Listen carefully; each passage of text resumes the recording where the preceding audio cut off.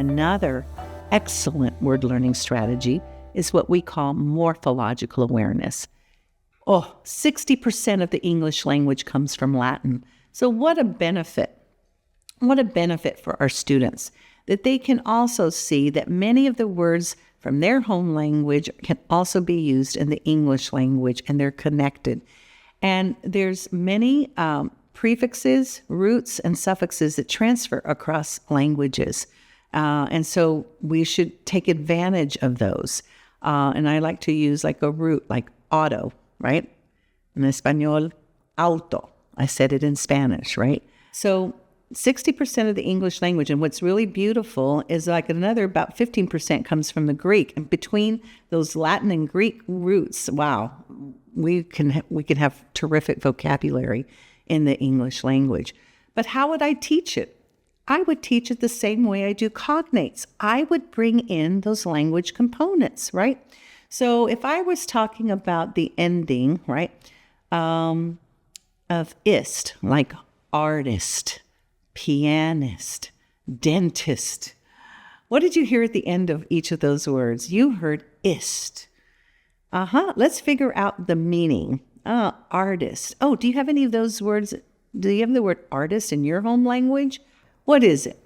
Artista. Oh, you said ista at the end, right? Do you have the word pianist in your home language? Pianista. There it is.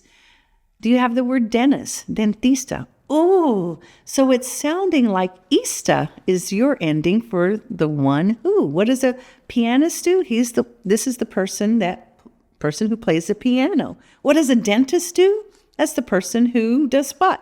Fixes your teeth when maybe you have a toothache, right? What does the artist do? The artist creates art. So we have these endings that are the same across languages, right? So we can go through the sounds, we can go through those word meanings, art and ist. Can you use the word artist in a sentence for me? Can you use the word pianist in a sentence for me? Can you use the word dentist?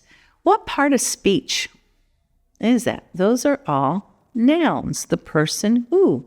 A person is a noun. And you just put it together in a beautiful sentence. You used it.